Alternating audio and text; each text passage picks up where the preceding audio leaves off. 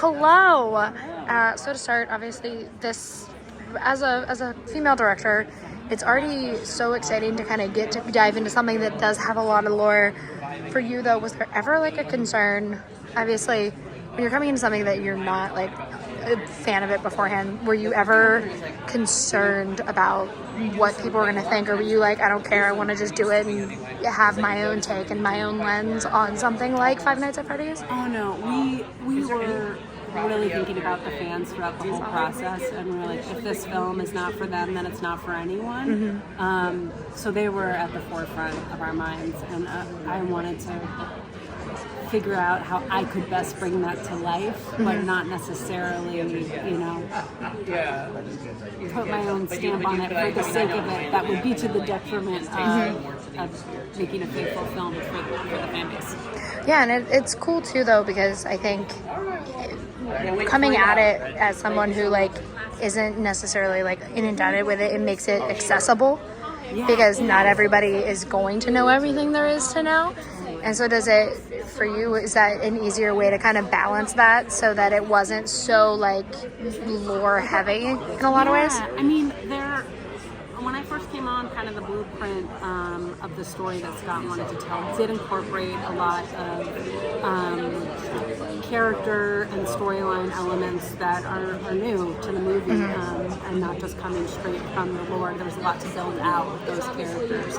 So that really drew me to those human stories, and I felt like I could dig into those and really help them come to life fully. So it was a new element, but it was something that I think he was already really feeling like the movie needed, and I certainly agree with that.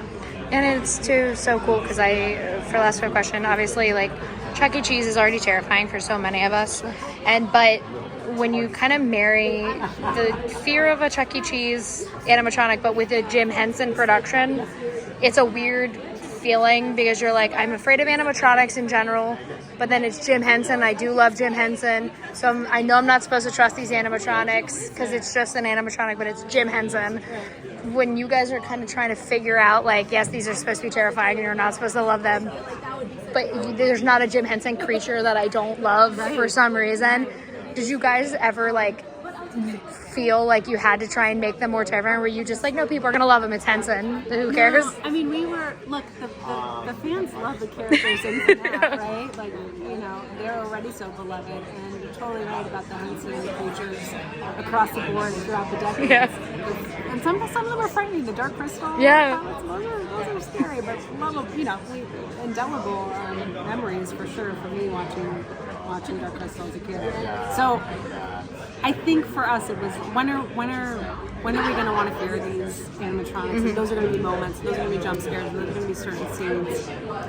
But we also wanted to show them through the eyes of Abby, our 10-year-old character who adores them and thinks they're her best friends. So you're right, there are moments where we actually do lean into that lovability, and I think what's really fun is you never actually know if you're safe when you're with them. Yeah. So there's tension even when Abby's hugging Freddy. You know what I mean?